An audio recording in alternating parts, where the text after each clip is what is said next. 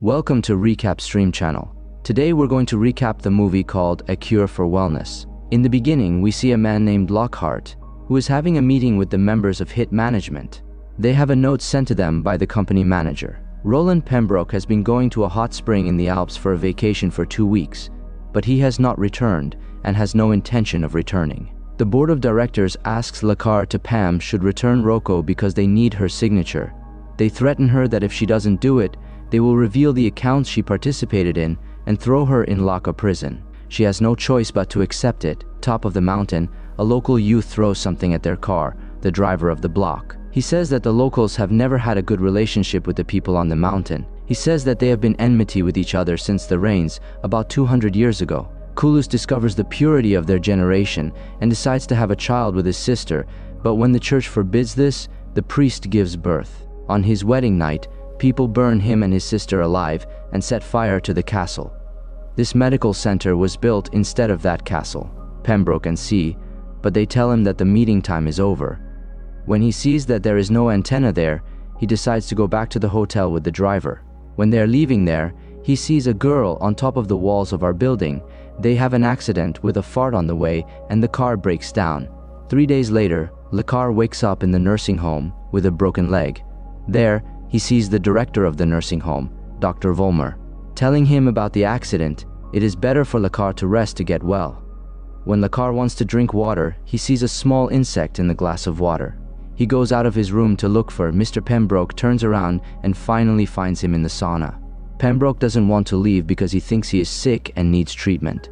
Finally, Lockhart convinces him to go with him for a few days. When he waits outside for Pembroke to come, Mrs. Watkins sees him in a building in the yard.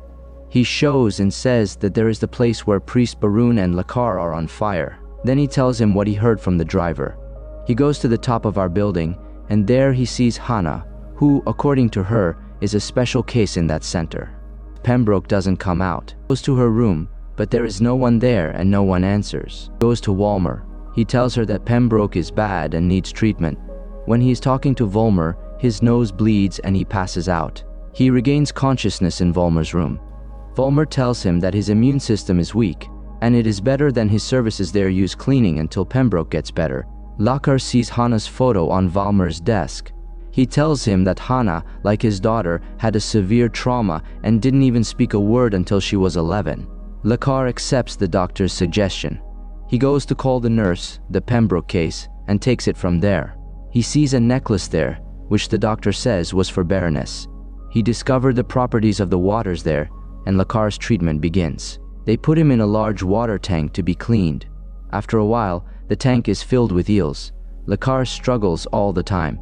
The nurse does not notice that his mask comes off. In the last moments, the nurse realizes that he is in the tank and open. Lockhart says there is something in the tank, but when they check, they don't see anything. Mrs. Watkins and he sees him. He tells her that the people of the village there were set on fire because of the experiments that Baroon conducted on the village, not his marriage with his sister. The people in the village were lost, and after a while, when they had a village, they were plowed into the ground. The body was like a mummy from dehydration. Mrs. Watkins believes that there is a dark secret in this center. He goes to see Hannah, a doll that her mother gave her. He gives it to her and asks her to take it to the village. Hannah, who has never been out of there before, agrees that they are going to a cafe.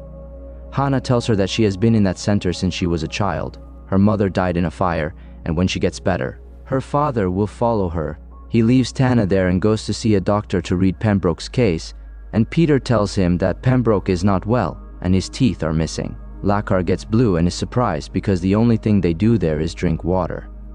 When he comes back, the cafe calls his boss and finds out that they don't know anything about his accident and Vollmer lied to him. Vollmer comes there and Hannah and Lockhart come back. That night, Lockhart has a nightmare.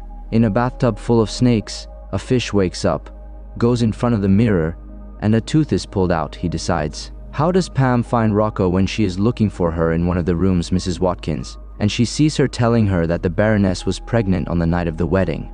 You can see that Pembroke is there with several other people in glass cases full of alcohol, and as if he is dying when he wants to go back to his room, he will kill him. He sees that Lockhart tells him about his teeth, that they will take him to another room and pull another one of his teeth without anesthesia. Lockhart runs away from there, goes to the police and tells everything he knows. When the police leaves the room, he sees one of those blue glasses, and there, he understands that he is in the same group as Volmer. And Volmer comes there and tells him that he is also mentally ill and in need. Lockhart refuses to take care of him and says that they are Pembroke and kill him. Pembroke comes in and says that Lockhart wanted to take him by force and he refused. Lockhart returns to the nursing home. He is writing a letter similar to Pembroke's letter. He comes to himself. He remembers that his father committed suicide in front of his eyes, and he decides to get rid of that situation. She breaks her paw shoe and realizes that her paw shoe has never been broken. From that side, Hannah enters the pool and gets her period for the first time. Eels gather around her. She gets out of the water with fear and goes to Volmer Lockhart. Enters our building next to the yard and sees a large and strange room, full of eels and vitamins that Volmer and the others use. There is a picture of Baroness, and she sees that it is very similar to Hannah Stowe, who sees dead bodies. They throw eels in it to eat. One of the corpses, Mrs. Watkins, gets into a fight with the worker there. She kills him and leaves. She sees Hannah on the way and wants to take her with her. But Hannah is a little scared. Hannah enters the restaurant.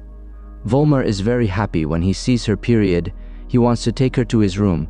Lockhart comes there and tells the others that they are not sick and that they are only given the illusion of being sick. But people listen to him. They don't believe him and they attack him in Lockhart and imprison him. They put him in a Pemrolac machine, he says 200 years ago. Baroon realized that the snakes and fishes that live in that spring are a special species that can live up to 3,300 years, but the spring increases their lifespan. That water is not healthy for human consumption. After a lot of research, he realized that if he enters the eel into the human digestive system and he collects the substance that is produced by humans, he can use the rejuvenating property of the spring for humans. This is the same medicine that Volmer, Hannah, and some other honest workers use. He closes your mouth, puts a tube in his throat, and puts an eel into his body.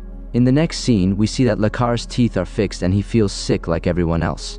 That night, Volmer proposes marriage to Hannah and wears the Baroness necklace. He remembers Mrs. Watkins's words in his room. He goes to Volmer's room, and there he sees a picture taken after the fire. He breaks the frame and sees a man with a twisted face who is the same as Rain and a little girl's hand in his hand. Grown up and matured, if he should have been dead by now, he realizes that Volmer is the baronet and Hannah is his daughter. From that side, Volmer takes Hannah to a room. Hannah is afraid as Volmer wants to approach her. Lockhart comes to poor Hannah's room.